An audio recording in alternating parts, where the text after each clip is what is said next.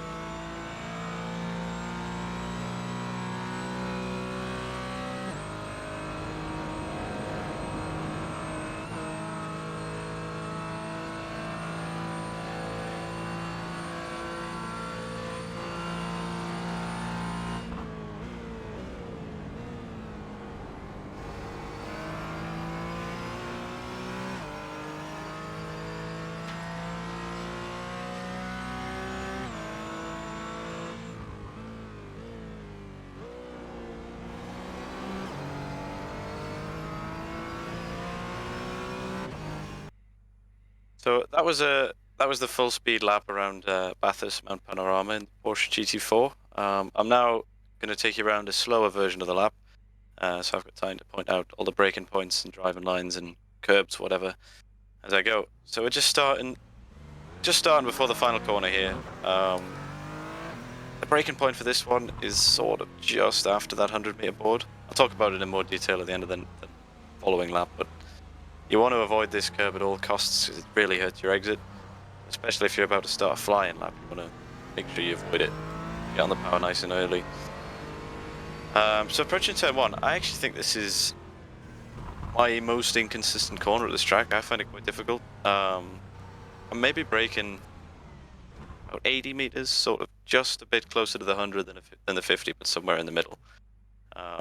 And it's a bit awkward for gearing as well, I find, because it feels like you should go to second gear, but by the time you're going slow enough for that, you're off through the corner.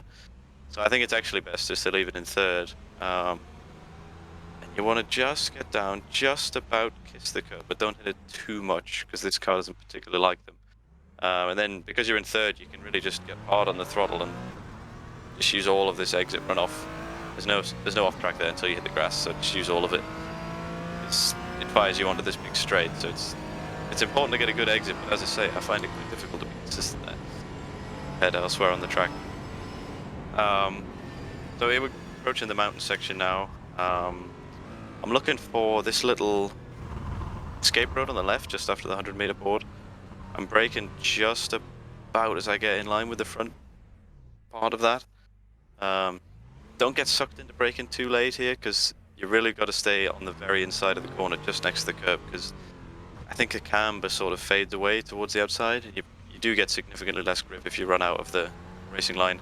But that's another tip actually for the race. Make sure you don't try and go around the outside there, because you'll end up either in the wall or losing more positions than it's worth. But on the exit you can use all of the track. There's no off track unless you hit the grass. Then approaching this next one, it's just a quick kink left into a slow left. So You want to hit the apex of this left, and just as you pass it, that's when you're getting on the brakes. Let the car sort of fade off to the right, up to the wall. You don't have to go all the way, because again, the corner's cambered in nicely towards the apex. So I would stay to the left of the white line, actually, down to second gear. And then because of the camber and the uphill nature of it, you can get on the power really quite hard and early, which is quite important because you flat for a reasonable amount of time from here. This little kink ride's easily flat. Just make sure you get back across to the left after it. And then this one is also flat in this car. Reasonably easy as well, so just try it. It will grip. This next one is very, very nearly flat. So what I like to do is run it right out to this wall where it says Etihad. Just maybe before the bottom of the dip is my turn-in point. I leave it in fourth. You will probably hit the rev limiter, but I actually find it's quite a useful guide for how fast you should be going, because about where the rev limiter is about the speed you should carry. You just need a small lift to make sure you don't understeer into the wall, and try to avoid the inside curb as well. But once you pass the apex, you can shift to fifth, and you should be able to accelerate out of the corner nicely. Again, this next one's quite difficult. It reminds me of that blind uphill corner at Road America, where you've got to turn in before you can see the apex. So I think I turn in, I just do a little lift and turn in right at the start of this curb on the right here.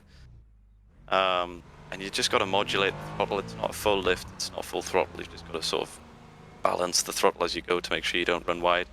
You can actually use this inside curb. It's relatively smooth, so it doesn't upset the car. And use the outside curb to stop you going on the grass as well. But immediately after we get out of this corner, I'm heading back across to the left. Just as we pass the end of this red boarding on the left of the track, it's when I start to gently turn in. And then approximately here, which is about when pointing straight, I'm gently applying the brakes. It's quite a tricky braking section, this one, because what you want to apply the brakes harder for the brief moments that you're straight. So right now I'll be turning, so I won't be braking too strongly. I downshift to fourth during the right, and then again braking gently because we go to the left. I go down to third, take all of the curb just to widen the track. And then briefly we're braking harder here because we'd be going straight, pointing towards the apex. And then again, as you start to turn in, you've got to fade off the brakes and really trail it into the corner. I think staying in third through here is better. You can go second if you prefer, but I like third, especially because then I didn't have to think about an upshift through this next one. You've really this is just a commitment corner, so as I say, I'm in third gear at this point. You've just got to flick it in, almost aiming towards the inside wall, because as you get close to it, the track drops away and then you wash out, so you don't hit it, obviously, unless you overdo it. But then as you get compressed through the apex, it gives you really good grip, so you can get really hard on the throttle. I just tend to go straight to flat out in third gear, with just maybe a small lift as I change direction, because the rear goes a bit light as you come to the right, as you start to turn right. But depending on how you do that previous corner depends on how wide you run out here. You can run all the way out, but it's not always necessary.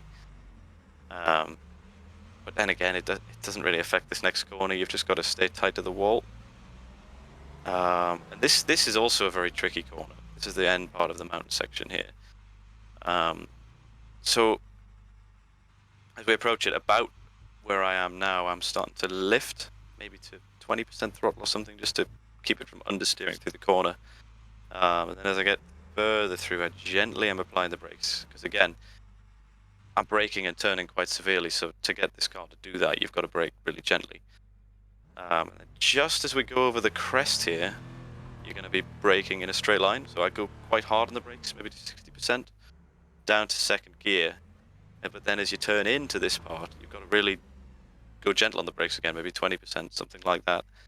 Otherwise you'll end up understeering, and it's much like the first corner of the mountain section, where if you get wide, there's significantly less grip. So the closer you can stay to this inside wall, the better it is. And if you do manage to stay nice and close to the wall, you can tend to just go really hard on the throttle on the exit, because it's a compression, so you get really good rear grip. So I just go full throttle. It takes a bit of practice to learn when to go full throttle, but you shouldn't hit the wall if you take the apex right. You should be okay to go flat out, and as you're leaving the apex and you get a good exit, onto this massive straight. This is probably the key part of the track actually for overtaking, because it's a big long straight, and I think you can make a move whether you go left or right if you get it right. Because if you go to the right here, you have the outside for the chicane roundabout, but then you have the inside for the exit of it, and likewise the opposite if you go to the left here. You try and clear them by the second apex of the chicane. This kinks easily flat, but just make sure you get back across to the right by the 150 board. I'm braking just probably as the rear of the car's in line with 150 board, just slightly past it from the driver's perspective. Quite hard on the brakes, down from 6th down to 3rd gear, I believe. I try to avoid the curb on the inside. It doesn't ruin your lap if you hit the curb, but I think it's a little quicker to avoid the curb because you can get harder on the power and then carry more speed through the exit. The exit's nice and easy flat as long as you don't run too wide in the first part. You can use all this curb on the exit if you want. It's not always necessary. And then just approaching the last corner. I think I'm in 5th gear for this one before I brake. And I'm braking just maybe 10, 15 meters after the 100 board. To me, it feels like I'm going to overshoot the corner when I brake that late, but if you brake right and just do a bit of trail braking as you start to turn into the corner, you still make the apex. And especially on a qualifying lap, the run to the line is very short, so the exit doesn't matter so much. But again, as I said, when I started the lap, you do want to definitely avoid this curb. It's too big and you'll just bounce on the exit and lose a load of momentum towards the line. But yeah, then you can use all this exit curb. You might as well to widen the track flat out to the finish. The finish line's just here, so in a qualifying run, you really don't need a good exit to maximize the lap. But yeah, that was the slow speed lap around Mount Panorama in the Porsche GT4. So there we have it. That was the full lap guide for the Porsche GT4 at Bathurst. I hope you found it useful heading into week 6 of the GT4 challenge. The key as always with this car is to try and trail brake effectively, basically to stop it understeering on the brakes. But even more so here in terms of the first corner and then the final corner of the mountain section, just to make sure you get a good exit onto the straights, because that's where you win or lose the time on this lap. But yeah, thanks for tuning in to another Coach Dave Academy Lap Guide. We do these every week in a variety of cars.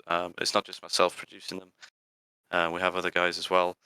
We also produce setups each week. So if you want any more information on anything to do with Coach Dave, just check out the website or join the Discord and you'll find everything you need there. But for now, that's it from me. So I'll see you next time.